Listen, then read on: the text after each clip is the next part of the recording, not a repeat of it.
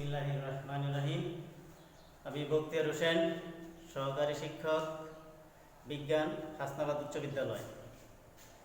তো শিক্ষার্থী বন্ধুরা, আজকে হাসনাবাদ হাই স্কুলের অনলাইন ক্লাসে তোমাদের সকলকে স্বাগতম। তো আজকে আমি তোমাদের সামনে নবম শ্রেণীর গণিত বিষয়ে আলোচনা করব। গণিতের সৃজনশীল একটা প্রশ্ন দেখো, অনুশীলনী 16.2 পরিমিতি। সৃজনশীল প্রশ্নটা খেয়াল করো যে একটি আয়তাকার বাগানের দৈর্ঘ্য 80 মিটার এবং প্রস্থ 60 মিটার। বাগানটির মাঝখানে সমান পার বিশিষ্ট একটি পুকুর খনন করা হলো, যার ক্ষেত্রফল বাগানের ক্ষেত্রফলের অর্ধেক। পুকুরের পরিসীমা একটি বর্গাকার ক্ষেত্রের পরিসীমার সমান।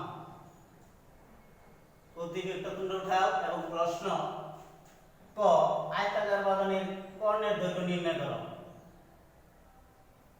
খ, পুকুরটির দৈর্ঘ্য প্রস্থ নির্ণয় করো। গ, প্রতিটি 50 সেন্টিমিটার বর্গাকার পাথর দিয়ে বর্গক্ষেত্রটি বাঁধতে মোট কতটি পাথর লাগবে? সৃজনশীল প্রশ্নটা তোমরা খুব মনোযোগ সহকারে খেয়াল করো। আমরা তিনটা অংশের সমাধান এখন করব। প্রথম আমরা করব যে আয়তাকার বাগানটির কর্ণের দৈর্ঘ্য নির্ণয় করো। আয়তাকার বাগানের কর্ণের দৈর্ঘ্য কত দেওয়া আছে? 80 মিটার এবং প্রস্থ 60 মিটার। তো আমরা জানি বাগানের কর্ণের দৈর্ঘ্য নির্ণয় করতে কর্ণের দৈর্ঘ্যের সূত্র আছে আয়তাকার বাগানের কি? কর্ণ সমান √ওভার দৈর্ঘ্য স্কয়ার প্লাস প্রস্থ স্কয়ার। কি কর্ণ সমান কি? একটি আয়তাকার বাগানের দৈর্ঘ্য প্রস্থ দেওয়া থাকলে সহজে আমরা তার কর্ণ নির্ণয় করতে পারি। যে আমরা জানি কর্ণের সূত্র হলো কর্ণ সমান আয়তাকার বাগানের কর্ণ সমান √ওভার দৈর্ঘ্য স্কয়ার প্লাস প্রস্থ স্কয়ার। প্রস্থ স্কয়ার তোমরা খেয়াল করো, তাহলে আমরা ক নম্বর সমাধানটা করে আমি এটা মুছে ফেলি।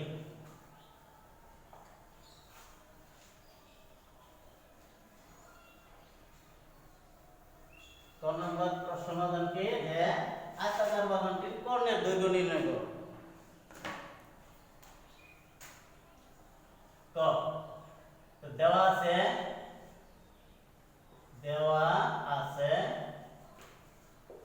আয়তাকার বাগানের দৈর্ঘ্য। আয়তাকার বাগানের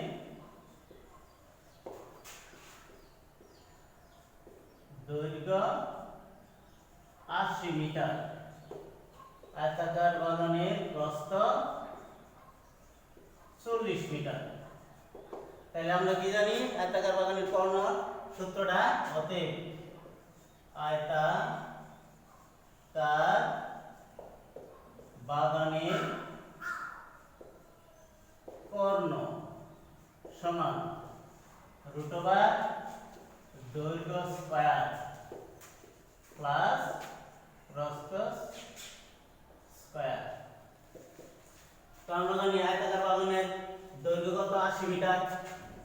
এটা দেওয়া আছে 80 স্কয়ার, যে দৈর্ঘ্য সমান 80 পুরো স্কয়ার 80 স্কয়ার প্লাস প্রস্থ সমান 40 স্কয়ার। 80 বর্গমূল কত? 8 8 64 আর 2 শূন্য 6400 যোগ 40 এর বর্গ 4 16 আর 2 শূন্য দিলে 1600 হয়। √ওভার 6400 আর 1600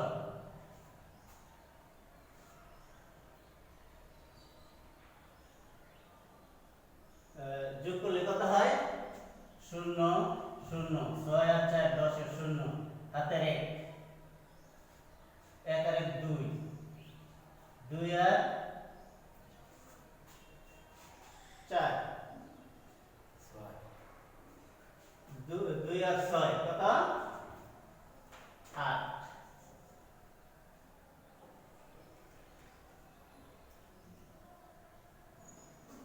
সরি, দেখো তোমাদের প্রশ্ন প্রস্থ মনে হয় 40 মিটার না 60 মিটার হবে।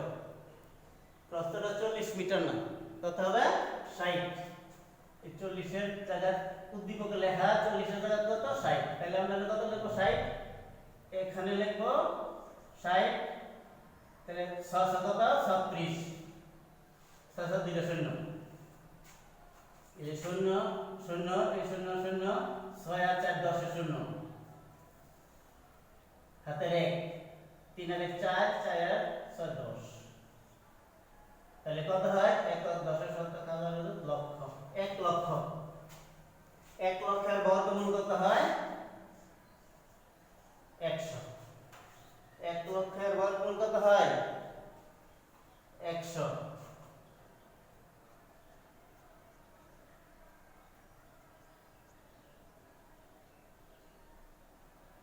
1 লক্ষ না 10,000 শূন্য শূন্য 6 10 শূন্য, সরি 10,000 হবে।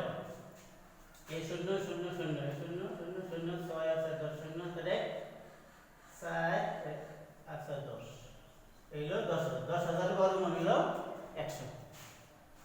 ঠিক আছে শিক্ষার্থী বন্ধুরা, আমার মনে হয় যে আয়তাকার বাগানের কর্ণের দৈর্ঘ্যটা কিভাবে আমরা নির্ণয় করছি সহজে অনুধাবন করতে পারছো। এখন চলো আমরা ক্ষয়ের সমাধানে চলে যাই।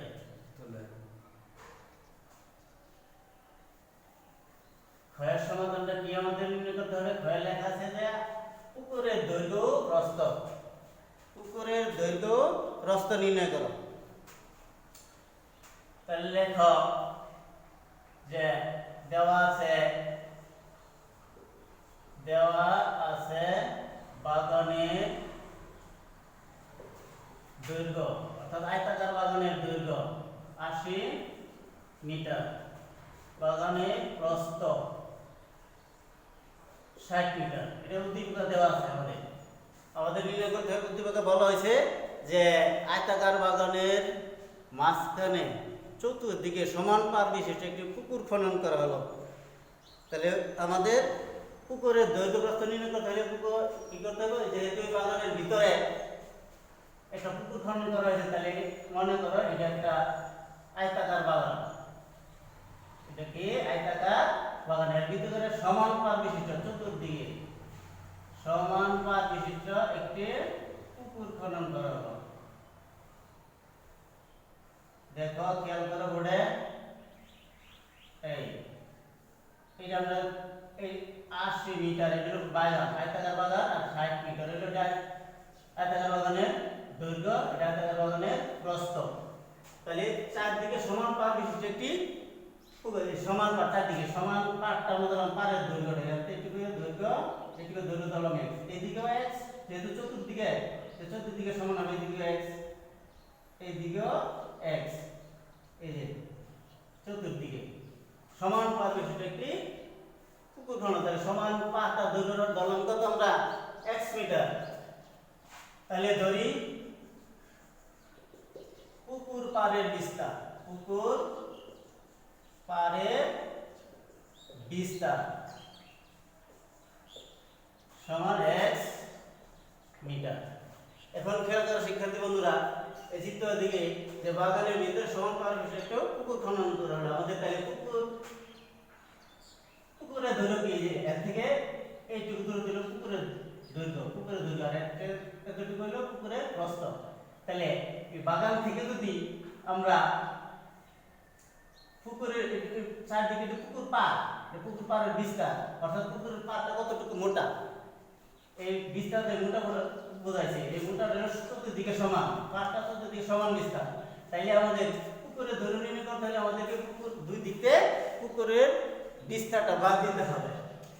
অতএব তাহলে লেখা পুকুর পাড়ের পুকুরের দৈর্ঘ্য, পুকুর পাড়ের বিস্তার, পুকুরের দৈর্ঘ্য, এই যে পুকুরের দৈর্ঘ্য, এই জায়গা থেকে এটা পুকুরের দৈর্ঘ্য, পুকুরের দৈর্ঘ্য কি হবে?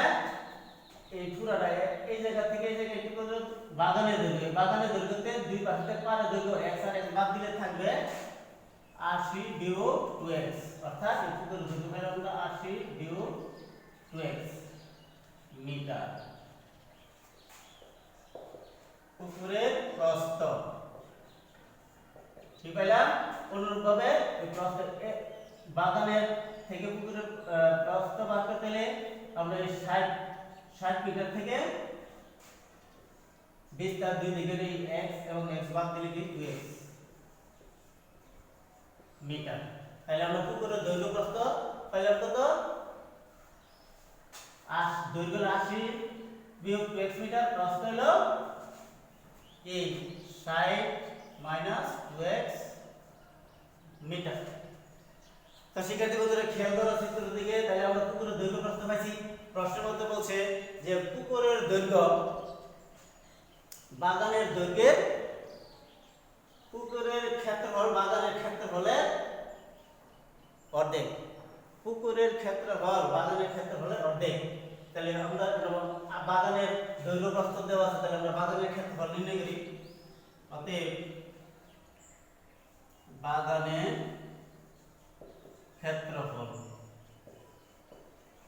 ক্ষেত্রফল কি আমরা জানি আয়তাকার বাগানের ক্ষেত্রফলের সূত্র হলো দৈর্ঘ্য গুণন প্রস্থ। দৈর্ঘ্য গুণন প্রস্থ। তো দৈর্ঘ্য এখানে কত 80 মিটার বাগানের আয়তাকার বাগানের, প্রস্থ হলো 60 মিটার, সেটা 4800 বর্গ মিটার। গুণ করলে আমরা কি পাই 4800 বর্গ মিটার আয়তাকার বাগানের ক্ষেত্রফল। কি পাইছি এটা আমরা আয়তাকার বাগানের ক্ষেত্রফল হয়েছে। এখন বলছে এই বাগানের ক্ষেত্রফল আয়তাকার বাগানের ক্ষেত্রফল অর্ধেক আছে পুকুরের ক্ষেত্রফলের সমান। এটা অর্ধেক পুকুরের ক্ষেত্রফল। পুকুরের দৈর্ঘ্য প্রস্থ পাইছি আমরা এটা। তো পুকুরের দৈর্ঘ্য এবং প্রস্থের গুণ দিলে পুকুরের ক্ষেত্রফল পাবো, আর এই ক্ষেত্রফল সমান হলো এই বাগানের ক্ষেত্রফল অর্ধেক। প্রশ্ন মতে তাহলে দেখো প্রশ্ন মতে আমরা কি পাই পুকুরের ক্ষেত্রফল পাই। পুকুরের দৈর্ঘ্য কত পাইছি আমরা 80 বিয়োগ 2x ইনটু প্রস্থ পাইছি 60 বিয়োগ 2x সমান 4800 অর্ধেক। অর্ধেক পুকুরের 48 হলো পুকুর বাগানের ক্ষেত্রফল। বাগানের ক্ষেত্রফলকে আমরা অর্ধেক করলাম, দুইটা ভাগ করলে হলো যে হাফ করছি গুণন হাফ।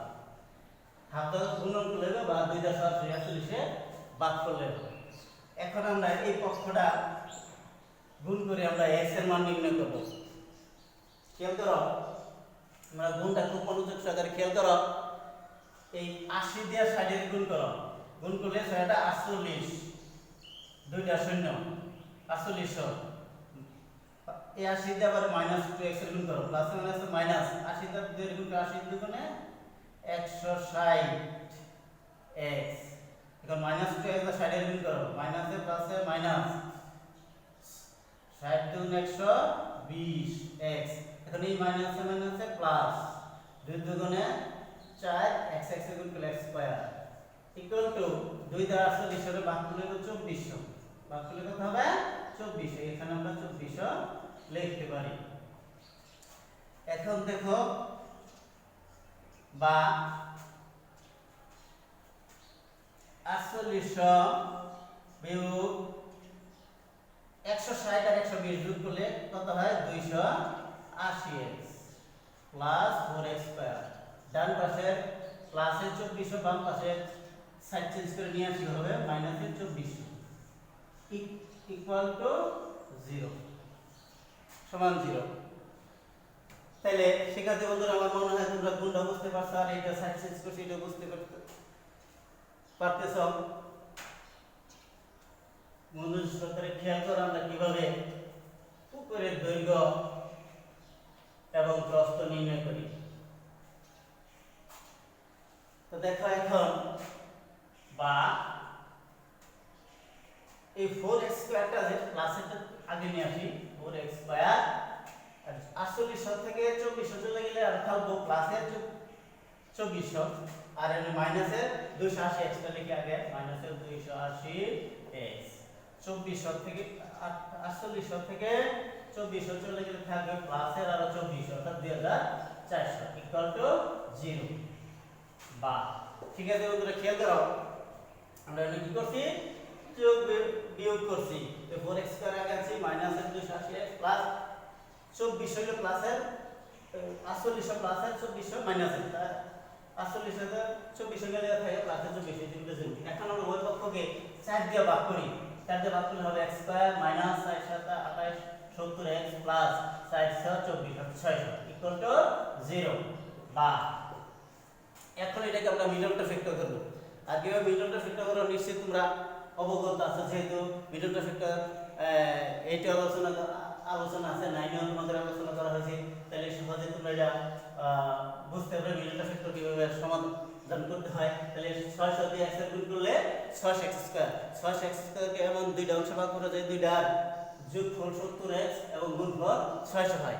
খেয়াল করে দেখো, তাহলে আমরা এইভাবে ভাঙতে পারি x স্কয়ার মাইনাস কত 60 আর 10 গুণ করলে 600 হয়, যোগ করলে 70 হয়।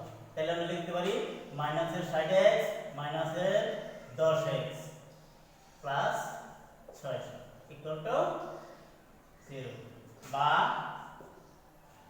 কি লিখলাম যে x square minus 60x minus 10x plus 600 equal to 0।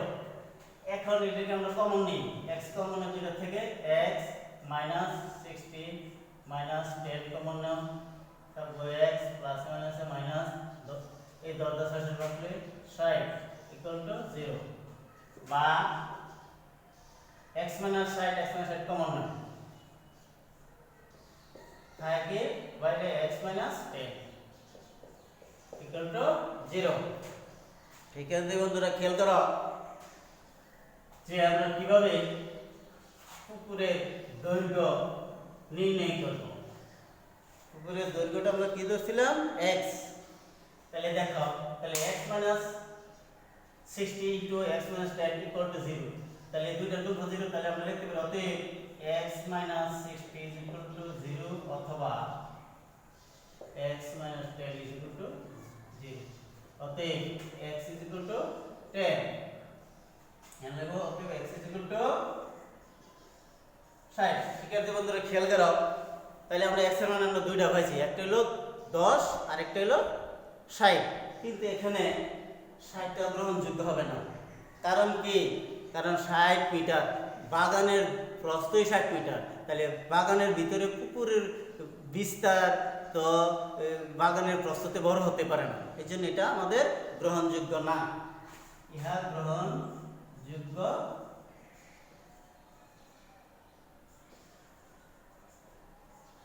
নয়। কারণ পুকুরের বিস্তার কখনো প্রস্থ অপেক্ষা বড় হতে পারে না, প্রস্থ অপেক্ষা বড় হতে পারে না। অতএব পুকুরের দৈর্ঘ্য, পুকুরের বিস্তার x = 10 মিটার। তাহলে আমরা x পাইলাম কি 10 মিটার, চারদিকে 10 মিটার, পুকুরের বিস্তারটা 10 মিটার। তাহলে আমরা সহজে কি পুকুরের দৈর্ঘ্য নির্ণয় করতে পারবো, যেহেতু পুকুরের দৈর্ঘ্যটা আমরা পাচ্ছি 80 মাইনাস 2x আর প্রস্থ হচ্ছে 60 মাইনাস 2x। এখানে x এর মান বসাইলে আমরা পুকুরের দৈর্ঘ্য এবং প্রস্থ সহজে নির্ণয় করতে পারবো। খেয়াল করবো কিভাবে আমরা নির্ণয় করতে পারি সেই পুকুরের দৈর্ঘ্য এবং প্রস্থ।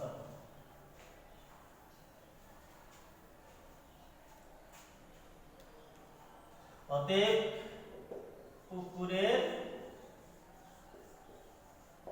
দৈর্ঘ্য কত 80 মাইনাস 2x মিটার সমান 80 মাইনাস 2 ইনটু x এর মান কত পাইছিল 10 ইকুয়াল টু সি মাইনাস 10 দুগুণে 20, 80 থেকে 20 চলে গেলে থাকলো 60 মিটার। পুকুরের দৈর্ঘ্য কত পাইছি আমরা 60 মিটার। অতএব পুকুরের প্রস্থ, পুকুরের কি প্রস্থ 60 মাইনাস 2x মিটার, 60 মাইনাস 2 ইনটু x, x কত 10 মিটার মাইনাস 10 গুণ 20, 60 থেকে বেরিয়ে গেল 40 মিটার। 60 থেকে 20 বাদ দিলে আমরা কত পাই 40 মিটার। তাহলে পুকুরের দৈর্ঘ্য হইলাম 60 মিটার, প্রস্থ হইলাম 40 মিটার। ঠিক আছে বন্ধুরা, আমার মনে হয় তোমরা এটা বুঝতে পেরেছো। অতএব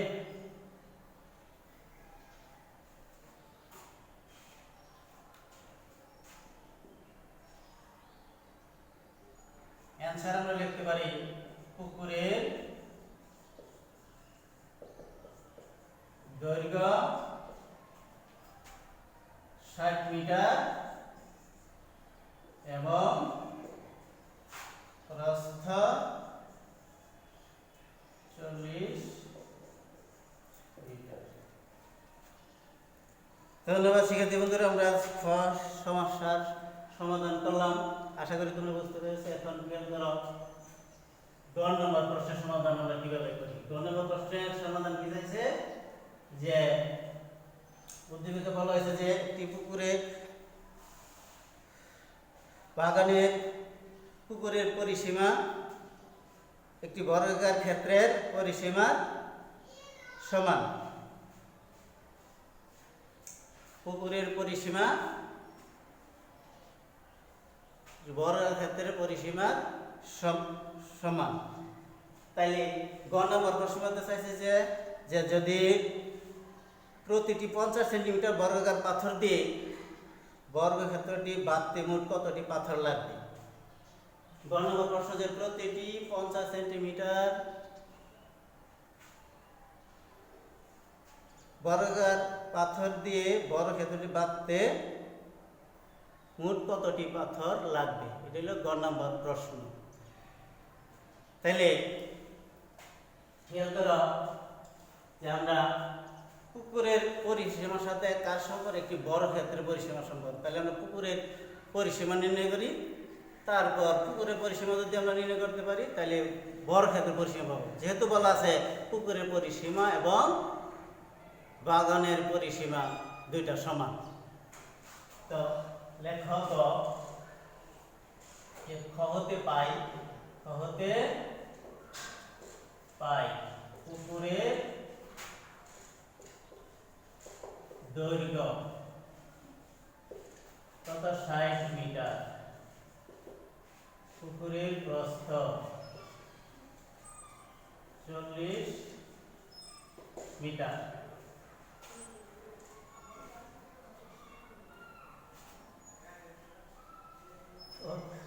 অতএব পুকুরের ক্ষেত্রফল কি দৈর্ঘ্য গুণন পুকুরের পরিসীমা, পুকুরের কি পরিসীমা। অতএব পুকুরের পরিসীমা সমান পরিসীমা সূত্র ইনটু দৈর্ঘ্য যোগ প্রস্থ,